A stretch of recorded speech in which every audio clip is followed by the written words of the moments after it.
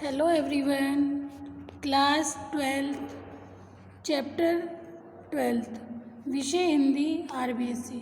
Dear student, हमारे पाठ का नाम है मजदूरी और प्रेम। ठीक है, इसे हमने पूर्व क्लास में आपको जितना पढ़ाया थोड़ा सा उसके बारे में बता के फिर आगे पढ़ेंगे। पाठ के लेखक हैं सरदार पूरन सिंह। ठीक है, अभी हमने क्या पढ़ा था कि लेखक ने क्या बताया कि मजदूरी और प्रेम निबंध में लेखक ने आज के यंत्र युग का, आज के मशीनी युग का तिरस्कार कर हाथ से के कला कौशल को महत्व दिया है कि ठीक है, मशीनों से बनने वाले सामान की बजाय तब लेखक ने उनका तिरस्कार कर हाथ के कला कौशल को महत्व दिया है। इसी आधार पर मजदूर वर्ग को लेखक ने उच्चासन पर प्रतिष्ठित कर बताया है। लेखक ने मजदूर वर्ग के लोगों को ऊंचा स्थान प्रदान किया है। ठीक है, मजदूर की मजदूरी प्रेम से ही चुकाई जा सकती है। लेखक ने कहा है कि हमें मजदूर की मजदूरी प्रेम से चुकाई जानी चाहिए, धन से नहीं। पाठ इसी पर आधारित था। पूरा पाठ मैंने आपको बता दिया था। पहले प्रसंग में लेखक सरदार पूरन सिंह ने हल चलाने वाले के जीवन के बारे में बताया कि लेखक ने हल चलाने वाले किसान के जीवन के बारे में वर्णन करते हुए कहा कि वो स्वभाव से ही तपस्वी और साधु है। ठीक है, वह पढ़ा लिखा नहीं है। ठीक है, खेत उसकी यज्ञशाला है, खेत उसके लिए उसकी यज्ञशाला है। वह अपने जीवन का होम करते हुए अर्थात दिन भर उसी खेत में मेहनत करते हुए अपनी मेहनत के कणों को ही फसल के रूप में उगाता है। खेती उसके लिए ईश्वरीय प्रेम का केंद्र है। वह अपनी खेती को मंदिर मानकर उसकी उपासना करता रहता है। ठीक है, वह प्राकृतिक परिवेश में रहता है। उसकी आवश्यकताएं सीमित हैं, पर वह बड़ा सज्जन, निश्चल और आध्यात्मिक होता है। वह मुकुट का गोपाल, सच्चा फकीर, गायों का मित्र। लेखक ने किसान के लिए क्या कहा है? बिना मुकुट का गोपाल, अर्थात जो खेतों में मेहनत करने वाला किसान है वो किसी भगवान से कम नहीं होता। ठीक है, खेतों के, ठीक है, बिना मुकुट का गोपाल, सच्चा फकीर, गायों का मित्र, बैलों का हमजोली और सभी का अन्नदाता। देखिए, किसान को लेखक ने कितनी अधिक उपमाएं दी हैं। क्या क्या कहा है किसान के बारे में कि जो किसान है, जो किसान खेत में इतनी मेहनत करता है, उसे लेखक ने क्या बताया? बिना मुकुट का गोपाल, ठीक है, गायों का मित्र, सच्चा फकीर, बैलों का हमजोली और हम सबका अन्नदाता, अर्थात हम सबको अन्न देने वाला।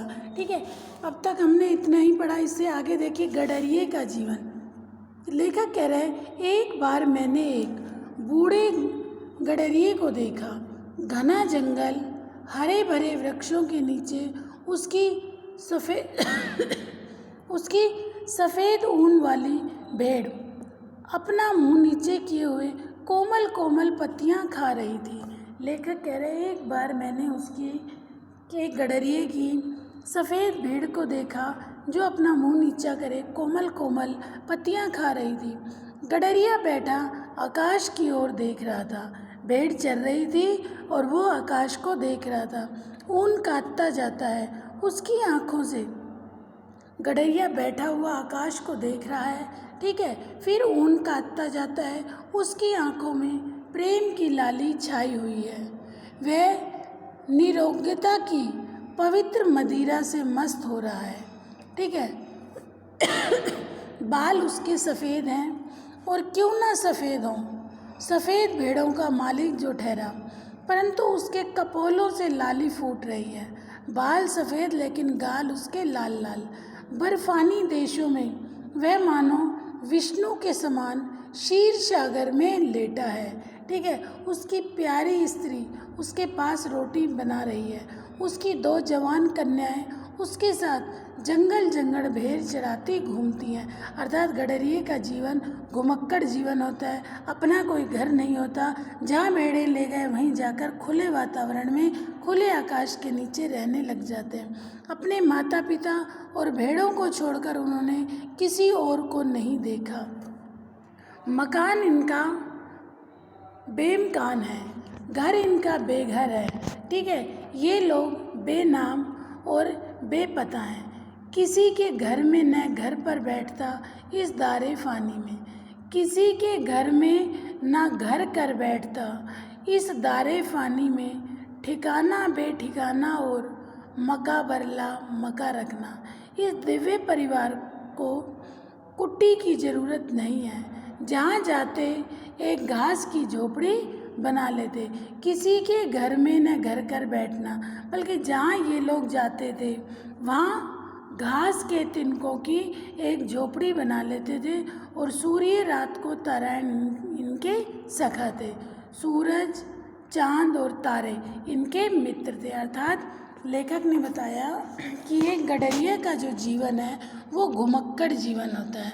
उसका अपना कोई घर नहीं होता, कोई उसका अपना नाम नहीं, वो बेनाम है। जहाँ जाते हैं अपनी भेड़ों को लेकर, वहीं जाकर वो अपने घास की झोपड़ी बनाकर रहने लगते हैं। गडरिया की कन्या पर्वत के शिखर के ऊपर खड़ी सूर्य का अस्त होना देख रही है। लेखक ये सब गडरिये के परिवार को देख रहा था कि उसकी कन्या सूरज की ओर देख रही है। उनकी सुनहली किरणें इसके लिए लावण्य मुख पर पड़ रही हैं। यह सूर्य को देख रही है और वह इसको देख रहा है। हुए थे आँखों के कल इशारे, हुए थे आँखों के कल इशारे, इधर हमारे उधर तुम्हारे, चले थे अश्कों के क्या फवारे, इधर हमारे उधर तुम्हारे। बोलता कोई भी नहीं। सूर्य उसकी युवावस्था की पवित्रता पर मुग्ध है और वह आश्चर्य के अवतार सूर्य की महिमा के तूफान में पड़ी नाच रही है। इसका जीवन बर्फ की, कहने का तात्पर्य यह है कि इसकी बेटियां भी खुले आकाश में कैसे जीवन सर्दी गर्मी व्यतीत करती थी। इनका जीवन बर्फ की पवित्रता से पूर्ण और वन की सुगंधि से सुगंधित है। इनका मुख्य शरीर और अंतःकरण सफ़ेद, इनकी बर्फ, पर्वत और भेड़ सफ़ेद। अपनी सफ़ेद भेड़ों में यह परिवार शुद्ध सफ़ेद ईश्वर के दर्शन करता है। तत् खुले आकाश में रहना, खुले वातावरण में रहना, सफ़ेद भेड़, ठीक है, सफ़ेद पर्वत, सफ़ेद बर्फ, ठीक है, और ये सफ़ेद ईश्वर का ही खुले आकाश में दर्शन करते हैं। जो खुदा को देखना हो तो मैं देखता हूँ तुमको। लेखक कह रहे हैं जो खुदा को देखना हो तो मैं देखता हूँ तुमको, तुमको जो खुदा को देखना हो। देखिए लेखक क्या बता रहा है कि लेखक ये कहता है कि लेखक को कितना इन मेहनत करने वाले लोगों से, मज़दूरों से, किसानों से, गडरिये से कितना अधिक प्रेम होता है कि लेखक कह रहे हैं कि जब अगर मेरी इच्छा होती है भगवान को देखने की, जो खुदा को देखता तो देखता हूँ तुमको, मैं देखता हूँ तुमको तो खुदा को देखना हो। क्या कह रहे हैं लेखक कि जब मेरा मन होता है कि मुझे ईश्वर को देखना है, ठीक है, जब मेरा मन करता है कि मुझे ईश्वर को देखना है, ईश्वर के दर्शन करने हैं, तो मैं तुम्हें देखता हूँ। और जब तुम मुझे दिख जाते हो तो मुझे ऐसा लगता है जैसे मैंने साक्षात ईश्वर के दर्शन कर दिए। अर्थात लेखक को मज़दूर, किसान, गडरिये ये सब भगवान के समान प्रतीत होते हैं। तभी इन्होंने कहा है मज़दूरी और प्रेम, हमें इन लोगों की मज़दूरी को प्रेम से चुकाना चाहिए। भेड़ों की सेवा ही इनकी पूजा है। इनकी सच्ची पूजा क्या है? भेड़ों की सेवा करना ही इनके लिए इनकी सच्ची पूजा होती है। जरा एक भेड़ बीमार हुई, सब परिवार पर विपत्ति आई। दिन रात उसके पास बैठे बैठे काट देते हैं। उसे अधिक पीड़ा हुई तो इस सब की आंखें शून्य आकाश में किसी को देखने लग गई। पता नहीं ये किसे बुलाती हैं। देखिए लेखक क्या कह रहे हैं, भेड़ों की सेवा ही इनकी पूजा है। जरा एक भेड़ बीमार हुई तब पूरा परिवार विपत्ति में आ जाता है। दिन रात उसके पास बैठे बैठे काट देते हैं। उसे अधिक पीड़ा होती है और इन सब की आँखों में शून्य झलकता है। पर हाँ, इन सब की आँखें किसी के आगे शब्द रहित, संकल्प रहित, मौन प्रार्थना में खुली हैं। ठीक है, 2 रातें इसी तरह गुजर गई। इनकी भेड़ अब अच्छी है, इनके घर मंगल हो रहा है। ठीक है, सारा परिवार मिलकर गा रहा है। इतने में नीले आकाश पर बादल घिरे और छमछम बरसने लगे। लेखक पूरण सिंह का कहने का तात्पर्य यह है कि ये सभी जो मेहनत करने वाले व्यक्ति हैं, ठीक है, उन्हें क्या कहा है कि खुदा के समान माना है। ठीक है, खुदा के समान माना है। किसने खुदा के समान माना है? जो भी मेहनत करने वाले लोग हैं उनको सरदार पूरण सिंह ने खुदा के समान माना है। ठीक है, छमछम बरसने लगते हैं, मानो प्रकृति में के देवता भी इनके आनंद से आनंदित हुए। बूढ़ा गडरिया आनंदमत होकर नाचने लगा। वह कहता कुछ नहीं, रग रग उसकी नाच रही है। पिता को ऐसा सुखी देख दोनों कन्याओं ने एक दूसरे का हाथ पकड़कर पहाड़ी राग आलापना आरंभ कर दिया। ठीक है, साथ ही छम छम धम धम नाच की उन्होंने धूम मचा दी। मेरी आंखों के सामने ब्रह्मानंद का समा बांध दिया। मेरे पास मेरा भाई खड़ा था। मैंने उससे कहा, भाई अब मुझे भी भेड़ें दो।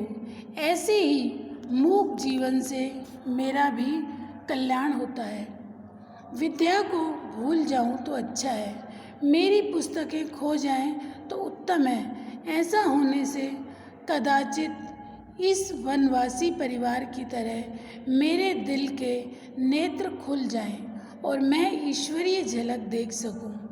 चंद्र और सूर्य की विस्तृत ज्योति में जो वेद गान हो रहा है उसे इस गडरिये की कन्याओं की तरह मैं सुन तो सकूं, परंतु कदाचित प्रत्यक्ष देख सकूं। कहते हैं ऋषियों ने भी इनको देखा ही था, सुना न था।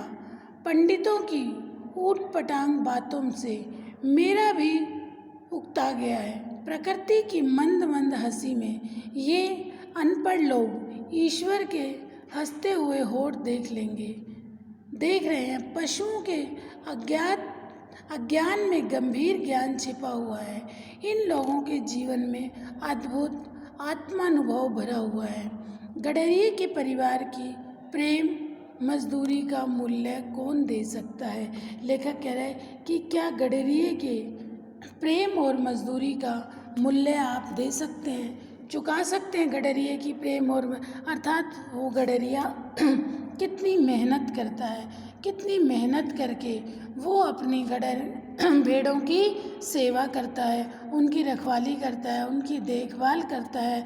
भेड़ों की सेवा ही वो अपनी सच्ची पूजा समझता है। ठीक है, इसके बाद लेखक ने कहा मजदूर की मजदूरी। आपने 4 आने पैसे मजदूर के हाथ में रखकर कहा, ये लो दिन भर की अपनी मजदूरी। तब वह क्या दिल लगी है? हाथ पांव सिर आंखें इत्यादि सबके सब अब उसने आपको अर्पण कर दिए। ये सब चीज़ें उसकी तो थी ही नहीं, ये तो ईश्वरीय पदार्थ थे। जो पैसे आपने उसे दिए थे वे भी आपके न थे, वे तो पृथ्वी से निकली हुई धातु के टुकड़े थे।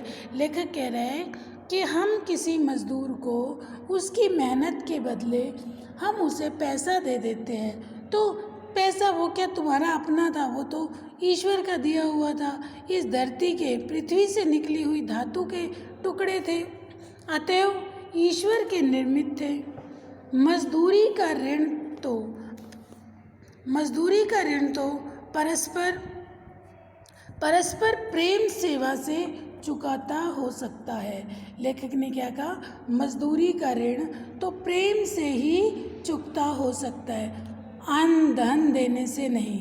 वे तो दोनों ही ईश्वर के हैं। अन्न धन वही बनाता है, जल भी वही देता है। एक जिल्दसाज ने मेरी एक पुस्तक की जिल्द बांध दी।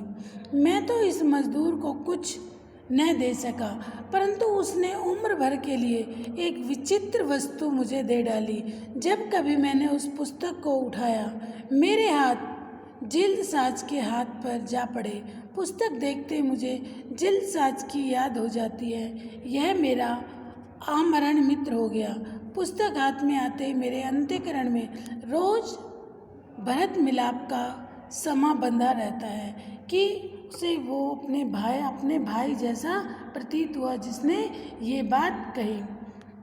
गाड़ी की एक कमीज को एक अनाथ विधवा, लेखक सरदार पूर्ण सिंह जी क्या कह रहे हैं कि एक अनाथ विधवा स्त्री, ठीक है, कोई उससे अपने कपड़े सिलवा रहा है, वो अगर एक शर्ट उसको सिलकर दे रही है, ठीक है, गाड़ी की एक कमीज को एक अनाथ विधवा सारी रात बैठकर सीती है। साथ ही साथ वे अपने दुख पर रोती भी है। दिन को खाना न मिला, रात को भी कुछ मैसर न हुआ। अब वह एक टांग पर आशा करती है कि कमीज कल तैयार हो जाएगी तो कुछ खाने को मिल जाएगा। अर्थात आर्थिक स्थिति बिल्कुल उस विधवा की अच्छी नहीं। दिन भर वो काम करती रहती है, ठीक है, तब वह थक जाती है, तब ठहर जाती है। सुई हाथ में लिए हुए, कमीज घुटनों पर बिछी हुई, उसकी आँखों की दशा उस आकाश की जैसी है जिसमें बादल बरसकर अभी अभी बिखर गए हैं। खुली आँखें ईश्वर के ध्यान में लीन हो रही हैं। कुछ काल के उपरांत हे राम कहकर उसने फिर सीना शुरू कर दिया। इस माता और इस बहन की सिली हुई कमीज मेरे लिए मेरे शरीर का नहीं, मेरी आत्मा का वस्त्र है। कि लेखक सरदार पूर्ण सिंह क्या कह रहा है कि जो महिला इतनी लगन, इतनी मेहनत, इतने संघर्ष से उस कमीज को सिलती है, ठीक है, उसके द्वारा सिली गई शर्ट, ठीक है, मेरी आत्मा का वस्त्र है। इसका पहनना मेरी तीर्थ यात्रा है। इस शर्ट को पहनना इस महिला द्वारा सिली गई, इतनी मेहनत और इतनी लगन से सिली हुई शर्ट, कमीज उस विधवा के सुख दुख, प्रेम और पवित्रता के मिश्रण से मिली हुई जीवन रूपनी गंगा की बाढ़ चली जा रही है। ऐसी मजदूरी को, ऐसा काम, देखिए लेखक क्या कह रहा है कि मेरे लिए उस कमीज की वैल्यू क्या है। देखिए वो इतनी मेहनत से बनी हुई वो कमीज मेरे लिए मेरी आत्मा का वस्त्र है। इसका पहनना मेरी तीर्थ यात्रा है, ठीक है। इस कमीज में उस विधवा के सुख दुख, प्रेम और पवित्रता का मिश्रण से मिली हुई जीवन रूपनी गंगा की बाढ़ चली आ रही है। ऐसी मजदूरी और ऐसा काम प्रार्थना, संध्या, नमाज से क्या कम है कि जो विधवा स्त्री इतनी लगन से, इतनी मेहनत से, इतने परिश्रम से उस बुशर्ट को सिलती है, उस कमीज को सिलती है। क्या उनके द्वारा सिली गई कमीज किसी प्रार्थना, संध्या, नमाज, कोई पूजा पाठ, भक्ति से कम है क्या? शब्दों से तो प्रार्थना हुआ नहीं करती। ईश्वर तो कुछ ऐसी ही मूक प्रार्थनाएं सुनता है और तत्काल सुनाता है।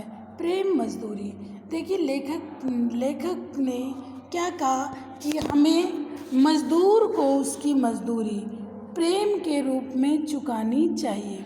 अर्थात हमें ये समझना चाहिए कि उस मज़दूर ने, उस किसान ने कितनी लगन और मेहनत से उस काम को किया है। तो हमें किसानों के प्रति, मेहनतकश लोगों के प्रति हमारे हृदय में क्या होना चाहिए? सम्मान और श्रद्धा होनी चाहिए।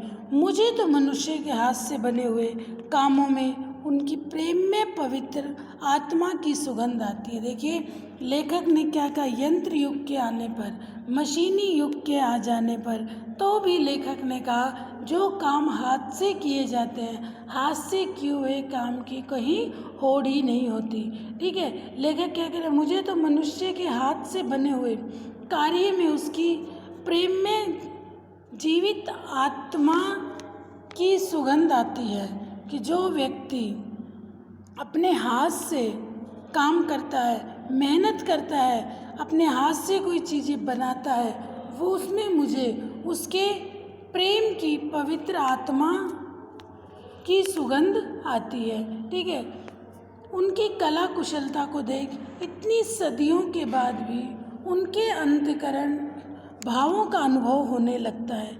केवल चित्र का ही दर्शन नहीं, किंतु साथ ही उसके छिपे हुए चित्र आत्मा तक के दर्शन हो जाते हैं। परंतु यंत्रों की सहायता से बने हुए फोटो निर्जीव से प्रतीत होते हैं। उनके और हाथ के चित्रों में उतना ही भेद है जितना कि बस्ती और शमशान में। देखिए लेखक क्या कह रहे हैं कि मुझे हाथ से बनी हुई चीज़ें बिल्कुल अच्छी नहीं हाथ से बनी, लेखक ने कहा कि जो व्यक्ति हाथ से अपने कामों को, जो मनुष्य हाथ से अपने काम करता है, उनकी उसमें प्रेम में पवित्र आत्मा की सुगंध दिखाई देती है। ठीक है, लेखक को यंत्रों की सहायता से बने हुए फोटो निर्जीव से प्रतीत होते हैं, उनमें और हाथ में। लेखक कह रहा है मशीन से बने हुए चीज़ उसे बिल्कुल भी अच्छे नहीं लगते। लेखक कह रहा है उनमें और हाथों के चित्र में उतना ही अंतर है जितना अंतर गांव से शमशान तक का होता है। ठीक है बेटा, आज हम इतना ही पढ़ेंगे, इससे आगे मैं आपको नेक्स्ट क्लास में कराऊंगी। ओके बेटा, ठीक है, जो भी आपको पढ़ाया गया उसे ध्यान से पढ़ना, रीडिंग लगाना, समझना। कोई भी डाउट हो बेटा, आप अपने डाउट ज़रूर क्लियर कीजिए। ओके बेटा, थैंक यू।